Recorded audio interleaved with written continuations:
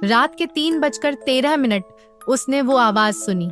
कोई ट्रेन नहीं थी, मगर पटरी पर कुछ दौड़ रहा था। फिर अचानक एक धीमी सी फुसफुसाहट गूंजी, तुमने दरवाजा खोल दिया है, अब तुम कभी बंद नहीं कर पाओगे। अगले ही पल उसका दोस्त हवा में उठा, उसकी गर्दन एक झटके में मरोड़ दी गई और दरवाजे के पीछे से आती वही आवाज, अब बारी तुम्हारी है। ये सिर्फ कहानी नहीं है, ये आवाज अब भी गूंज रही है। जानना चाहते हो कि आखिर क्या हुआ? सुनो ये पूरी कहानी।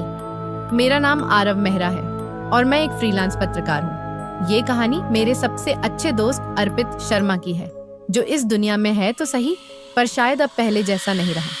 अर्पित एक साउंड इंजीनियर था और उसे अजीब अजीब आवाजें रिकॉर्ड करने का जुनून था। एक दिन उसे एक ईमेल मिला जिसमें लिखा था, अगर तुम सच में कुछ ऐसा रिकॉर्ड करना चाहते हो जो किसी ने नहीं किया तो शिवनाथ स्टेशन जाओ। वहाँ की आवाजें अब भी गूंज रही हैं, लेकिन वो सुनाई सिर्फ उन्हीं को देती है जिन्हें नहीं सुननी चाहिए।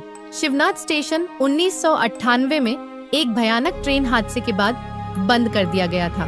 कहा जाता है कि हादसे में सैकड़ों लोग मारे गए थे और हादसे के बाद से ही वहाँ रहस्यमय घटनाएं होती थीं।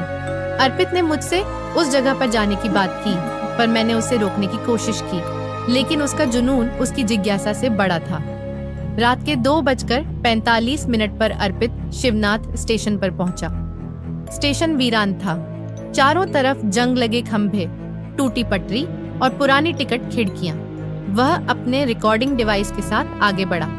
शुरुआत में सब सामान्य था, मगर 3:13 पर अचानक हवा रुक गई। उसकी रिकॉर्डिंग में एक धीमी सी आवाज गूंजी, तुम गलत जगह पर हो।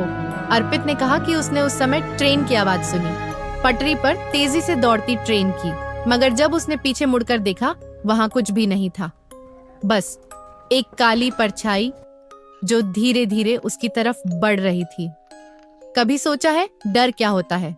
वो आवाज जो आपके कानों में गूंजती रहती है और कभी पता ही नहीं चलता कि ये कहानी कितनी करीब है। अगर आप भी उस डर का सामना करना चाहते हैं तो स्टोरी टाइम 2.0 को सब्सक्राइब करना न भूलें, क्योंकि यहाँ हर कहानी का डर आपको अपनी हदें तोड़ने पर मजबूर कर देता है। तो क्या आप तैयार हैं? कहानी में वापस लौटते हैं, जहाँ खौफ और सच्चाई का मिलन होता है।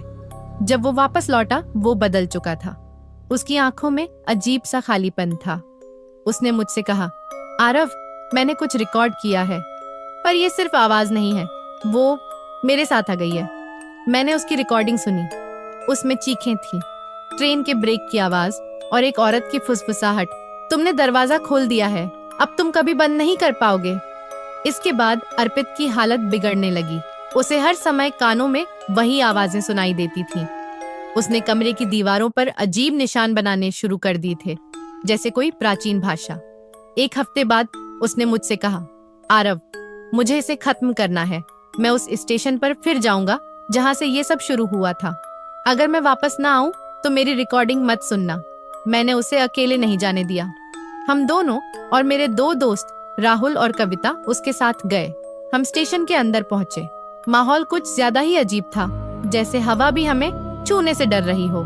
हमने एक टॉर्च जलाई तो देखा कि पटरी के बीचों बीच एक पुरानी ट्रेन खड़ी थी, जो पहले कभी वहां नहीं थी। उस ट्रेन के दरवाजे अपने आप खुले। अर्पित बोला, यही है दरवाजा, यही वो दरवाजा है जिसे मैंने खोल दिया था। राहुल हंस पड़ा, ये सब दिमागी खेल है। वो ट्रेन के अंदर घुस गया, लेकिन जैसे ही उसने एक कदम अंदर रखा, दरवाजा जोर से बंद हो गया। अंदर से उसकी चीख सुनाई दी, पर जब दरवाजा खोला, अंदर कुछ भी नहीं था। कविता डर के मारे बाहर भागी, लेकिन वो जमीन पर गिर पड़ी और जैसे किसी अदृश्य ताकत ने उसे हवा में उठा लिया। उसकी गर्दन हवा में ही मरोड़ दी गई। उसकी आंखें बाहर निकल आई थीं और उसके मुंह से निकला आखिरी शब्द था, वो देख रहा है। अब मैं और अर्पित ही बचे थे। हम भागने लगे, पर हर बार उसी जगह वापस आ जाते जहां से शुरू किया था। अर्पित बोला, ये जगह हमें जाने नहीं देगी जब तक ये पूरी कहानी पूरी नहीं हो जाती।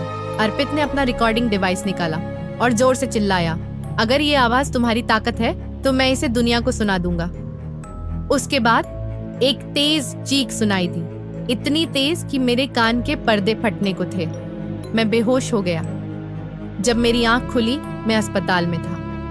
पुलिस ने बताया कि मुझे शिवनाथ स्टेशन के पास बेहोश पाया गया था, लेकिन अर्पित वो कभी नहीं मिला। मैंने सोचा सब खत्म हो गया, मगर एक हफ्ते बाद मेरे घर के बाहर एक पार्सल मिला, अर्पित का रिकॉर्डिंग डिवाइस। मैंने जैसे ही उसे चलाया, उसमें वही आवाज गूंजी। अगर तुमने इसे सुना है तो अब ये तुम्हारे साथ है। अब वो आवाजें मेरे भी कानों में गूंजती हैं। दीवारों पर परछाइयां दिखती हैं और आईनों में वो परछाई जो मेरी नहीं है।